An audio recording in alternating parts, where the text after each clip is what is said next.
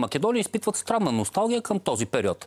Сега на живо от Битоля ще включа Любчо Георгиевски, който наскоро получи условна присъда, забележете, за ксенофобия. Здравейте, господин Георгиевски. Здравейте. Сега, защо е толкова трудно на някои хора в Северна Македония наистина да скъсат с тази пъпна връв с Югославията? Се стига до това в Скопие да има площади, улици и всякакви други обществени сгради, носещи името на Йосиф Броз Тито. Защото не се справило когато е трябвало през 90-тите години, когато всички демократични държави ги отворија архивите на службите, в Македонија и в Србија те си останаха. Така да Македонија още живее во некој југославски сан. И каде и да видите, Битоля, пример, централната гимназија се казва Јосип Броз Тито. Каква пародия? Пародия. Вие смятате ли, че живеете в страна, която искрено иска да стане член на Европейския съюз? Нашата страна, ако искала да стане дел од Европейскиот съюз, тоа ще покажела на дела. Примерно, нямало... Таа страна избрала својата позиција. Тоа е страната на пътя на Москва, Будапешт, Белград, Скопје. Колку подалеч не држат од европейските ценности, од Европа, толку подобре за политиците в Република Северна Македонија, толку полеко можат да се крадат, толку полеко можат да управляват с народа. Да. Бяхте осъден за ксенофобия, расизъм и разпространение на расова омраза, това ми е любим пасаж, расова омраза, по електронен път на 1 година условно. Как от ваша гледна точка обаче звучат репликите на премиера на Северна Македония, Християн Мицкоски, който пък казва, тази седмица се проведе изслушване, дебати във външната комисия на Европейския парламент за готовността на Северна Македония да влезе в Европейския съюз. Та Християн Мицкоски каза, че българските евродепутати се държали като от средновековието. Това ксенофобско изказване ли е според вас? Как да не? Изказванията му се редовни обиди към България. Казната не е 1 година условно, казната 1 година затвора са 2 години условно. Което означава во тези 2 години аз да не ширам расова омраза. Примерно да не споделям цитати от исторически личности българи, защото за те е това расова омраза, ширење на говор на омразата и ксенофобија.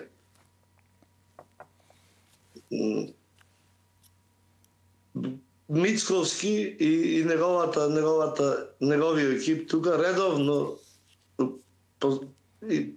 пуштат послание към българските политици, че се връщат во средновековието, че се връщат во там не знам как ги казват. Даже вице-президентот отправи към еден политически лидер страшни обиди, во кој го обвиняваше за корупција. Во стварност те не искат да спазят споразуменијата които се ги подписали. Договорот од 2017 година и така нареченото френско предложение, което вече е европейско предложение, подписано од всички членки на Европейския съюз, во кое правата на българите ќе се конституционно запазени и гарантирани. Наскоро бяхте в България, срещнахте се с цялото държавно ръководство на страната. Предполагам, почувствахте подкрепата не само от нашите политици, но и от обикновените хора. Тук обаче има много гласове, които се опасяват, че е възможно произнесената срещу вас условна присъда в последствие да бъде кумулирана с друга условна присъда и така да се стигне до влизането ви в затвора. Притеснявате ли се от подобна възможност? Господин Любенов, нашите предци са... Огнянов, извинявайте. Нашите предци са давали много повече жертви. Така да со 1 година затвора, ако мислят дека ще не замълчнат, се лъжат. Ние нема да спреме да говориме, няма да си тргваме од овде. Какви имам казано и вашето предавање, тук сме се родили, тук живееме и тук ще умреме. Не сме уплашени. Напротив, гордо казваме, че сме Ванчо-Михайловисти. Аз за мен казвам, че съм Ванчо-Михайловист. Тази пресуда за мен е чест, диплома, една грамота, която македонската држава не искајќи ми ја подари. Така да няма страх, няма назад, све до исполнувањето на нашите искања, тоа е влезо на българите в Конституцијата, спазвањето на подписаните договори и едноставно ние искаме равни права со всички останали тук кои се. Не искаме ништо повеќе, не искаме некаква посебна, особена, примерно, привилегија. Не искаме да сме равни, да имаме равни права со всички останали кои живеат тук. В България има изключително... Само да затворим тази тема. Срещу вас води ли се някакво друго разследване? Сега има разследване също обвинен съм за расизъм в Република Северна Македония. На 15 май бев на разпит при прокурор и мислам, че там е за презентација на книжката Македонска крвава свадба. За това, што сме ја издали фототипно со наши пријатели од Българија, со други дружества, Читалиште Зора, Кюстендил и Сдружение Интеракција од Охрид, издадовме фототипна книжка на Македонска крвава свадба и тоа за нив представлява расизъм, чисто расизъм представлява това. А защо расизъм? Аз имам чувството, че юристите в Северна Македония са почти като историците по образование. Защо пък расизъм? Това не знам. Някаква различна раса, може би? Май нещо жълта, черна, не знам какво да ви кажа. Добре.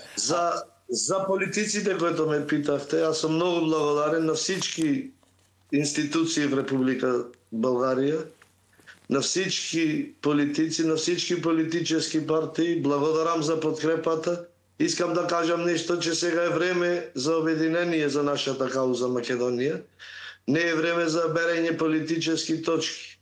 Еве примерно, имат да си берат политически точки по бюджет, по доволно достатъчно проблеми има България за политиците да берат политически точки.